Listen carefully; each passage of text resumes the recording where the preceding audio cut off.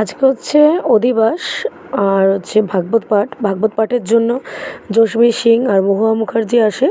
আর উনি এসে সত্যি ভীষণ জমিয়ে দেয়। আগের বছর আসার কথা ছিল কিন্তু একটা সমস্যার জন্য আসতে পারেনি। আর আমি দুপুরবেলা যখন 3টে বাজে তখন রেডি হয়ে নিয়েছি।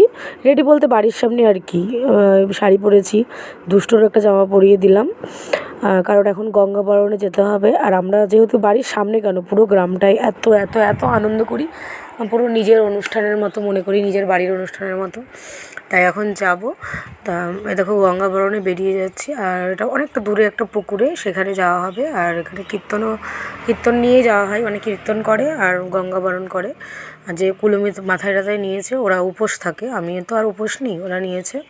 তারপরে হচ্ছে ওইখানে গিয়ে গঙ্গা বরণ করা হবে, ওইখান থেকে আবার আসা হবে। আর এদিকে ভাগবত পাঠ করছেন হচ্ছে আমাদের গুরুদেব নেমে পড়লে, মানে গুরুদেবের হয়ে গেলে তারপর জসবীর সিং উঠবেন। জসবীর সিংয়ের আসতে একটু দেরি হয়ে যাবে, কারণ উনি এক জায়গায় এসে মানে একটু গাড়ি মানে সমস্যা হয়ে গেছিলো, ওখান দিয়ে গাড়ি পাস করছিল না। তাই এখন ঘাট পার হয়ে আরও কতটা ঘুরে তাই আসছে, তার জন্য ওনার আসতে লেট হয়ে গেছে।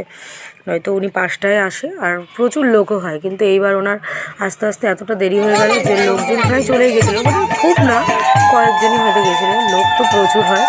তারপর দেখো এখানে গঙ্গা বরণ করা হচ্ছে।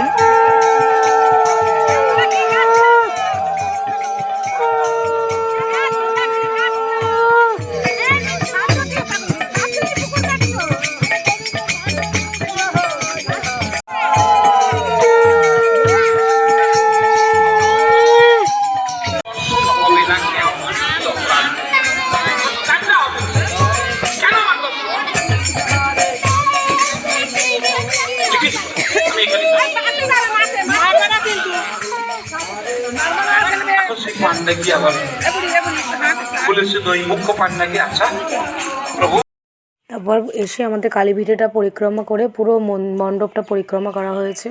আশা করি তোমরা বুঝতেই পারছো যে আমাদের কালী ভিটেটার কাছাকাছি হচ্ছে মণ্ডপটা, মানে রাস্তার এই পার, আর ওটা হচ্ছে স্কুলে পাঁচিলের মধ্যে। আর এই যে আমাদের গুরু বাবা পাঠ করছে। তারপর পাঠ করা মানে ওই পরিক্রমা হয়ে গেলে তারপরে আমি গোপালের হাতে মিষ্টি দিয়ে দিলাম। এটাও আমার একটা মানত ছিল মনে মনে, যে আমি যে কটা গোপালই আসুক সবার হাতে মিষ্টি দেবো। আর এমনি তো মানত না থাকলেও আমি গোপালের হাতে চকলেট, ললিপপ, যেদিন যেটা মন চায় আমি দিই। আমি না, সবাই দেয়, মানে যে যখন পারে। তাই আমার আগেও অলরেডি কে জানি দিয়ে দিয়েছে, তাই আমি সেটা নামিয়ে তারপরে আবার গোপালের দিলাম। গোপালের ক্ষীরকদম এনে দিয়েছিলাম, 5টা গোপাল ছিল। তারপর পাশের বাড়ির এই দিদি, দিদির ওই গোপালটাও নিয়ে যাচ্ছে, মানে যার যত গোপাল আছে সবাইকে এখানে নিয়ে আসে, কারণ এটা তো 6-7 দিন পুরো বৃন্দাবনের মতোই হয়ে থাকে। আর এদিকে হচ্ছে উনুনের জ্বালানো শুরু, আর উনুনগুলো দেখো আর কড়াইগুলো দেখো। আর এটা হচ্ছে উদ্বোধন যেহেতু করা হয়েছে পুজো করে, তাই সবাই প্রণাম করছে, মানে যেন ভালোভাবে এই 6-7 দিন সব কিছু ভালোভাবে মিটে যায়, কোনো কিছু অসুবিধা না হয়। তাই এটা উনুনের এখানেও পুজো করা হয়, গুরুদেব এসেই করে। তারপর জসবীর সিং আসলে উনিও উঠে পড়েন। জসবীর সিং খুবই ভালো একজন মানুষ, সত্যি কথা। আর উনি এত নামকরা একজন তাও অথচ আমাদের এখান থেকে একটা পয়সাও নেয় না, ঠিক আছে, বরং আরও দিয়ে যায়, মানে এত ভালোবাসে। আর এখানে এসে উনি সত্যিই খুব খুশি হয়েছিল, তাই ওনাকে বললে উনি কখনোই না করে না, চলে আসে। তারপর হচ্ছে আমাদের এখানে যেহেতু মেলার মতো প্রচুর দোকান বসে, আর দুষ্টুর বায়না শুরু, দুষ্টু আইসক্রিম খাচ্ছে, আইসক্রিমের পর খাবে ভুট্টা। আর এদিকে ভাগবত পাঠও হচ্ছে, আমি এদিকেও আসছি, আর ওদিকে দুষ্টুরও দেখছি, দুষ্টু তো এক জায়গায় স্থির থাকে না। আর ওদিকে রান্না হচ্ছে, আজকে হবে ডাল, হবে চচ্চড়ি হবে। আর আমাদের এখানে একটা জিনিস কি জানো, মানে কমিটির থেকে বেশি খরচ করতে হয় না, এক এক দিনের মানে খাওয়ার খরচ এক একজন দিয়ে যায়। এক একদিন কয়েক হাজার ভক্তের জন্য এখানে প্রসাদ তৈরি হয়, এক এক দিনের খরচ এক একজন দিয়ে দেয়, মানে এত ভালো। পরপর ব্লগে দেখতেই পাবা লুচির দিন যে কত মানে আনন্দ করে লুচিটা বেলা হয়, দিন রাত সবসময় লুচি বানানো হয়, এই ব্লগগুলোও আমি দেবো। আর আজকে হচ্ছে ডাল ভাত, এটা আমি হয়তো ভিডিওটা রাত্রেবেলা আমি জানি না করতে পারবো কি না খাওয়ার ভিডিওটা, তা এখানে একটু পরেই দেখবো কতটা মেতে যাবে। আর জসবীর সিংয়ের এটা শেষ হয়ে গেলেই অধিবাসটা হবে। আর জসবীর সিংয়ের মানে